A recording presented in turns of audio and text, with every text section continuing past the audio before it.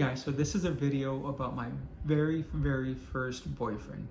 Now, officially my first boyfriend, we were both 18 when we met, but realistically the first person to hold that title, the first guy, we were both 5 years old and in kindergarten. So here's that story. It's not going to be a long one, not a serious one, but just I hope you enjoy this. So again, we were both 5. We were living in the Bronx, and his name was, it's a nickname, Gordo, which means the chubby one, or chubby in Spanish. And in the Puerto Rican culture, it's very common for one of your kids to be named Gordo or nicknamed or Gorda, and it's a term of endearment, just chubby fat cheeks. So that was his name as I knew him. And his sister, his older sister, and my older sister became friends, and because we were both attached to our sisters, we would tag along, so they'd bounce from apartment to apartment and just hang out, listen to music. But eventually it got to the point to where he and I became close friends. And I mentioned this before, but a very common thing for New York City kids to do, at least in my day, was to hang out in the apartment buildings, in the hallways, in the staircases. And so we would just run up and down and play tag and do all this stuff, especially when the weather was not so nice. And so that was kind of our hangout. And especially if you went up the stairs to the top where you're near the roof, there would never be anyone up there. So you kind of had your little world, your own little private space there. And so we hung out there all the time. And I remember one time I was asking him about this girl at school, and I said, is she your girlfriend? And he was kind of like, oh, no. He goes, I don't ever want a girlfriend.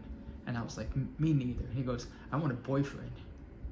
And I said, okay. And he goes, do you want to be my boyfriend? I go, yeah. So that's it. We were boyfriends at the time, and after that, and that's how we referred to each other, at least amongst ourselves.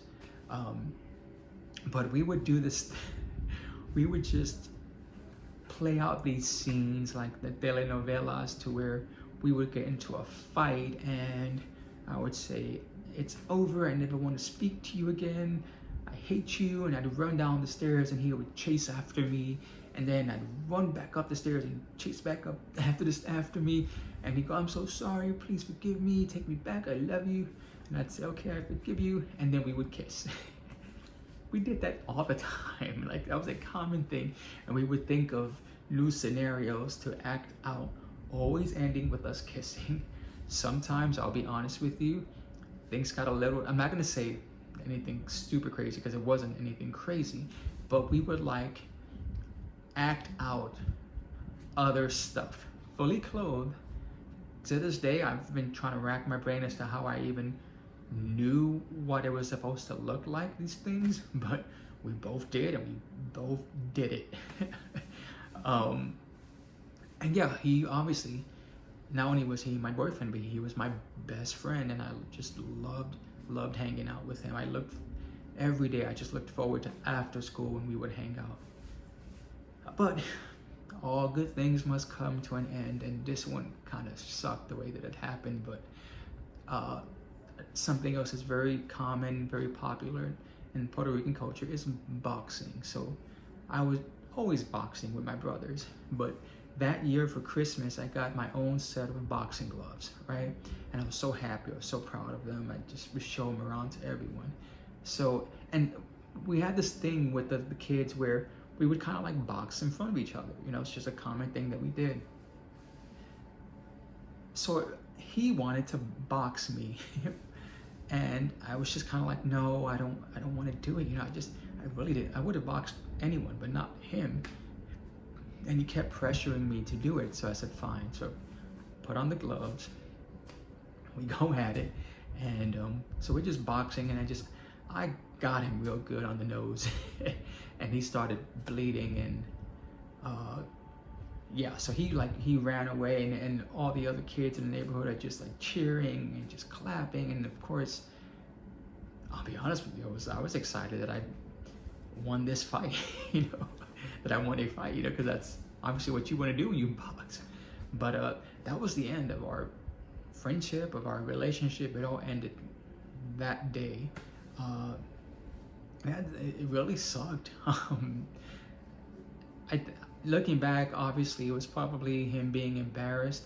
I also think maybe it was because, like I said, when we did these roles, played out these roles, he was always like, let's say, the man in the situation, and I was always the female in the situation.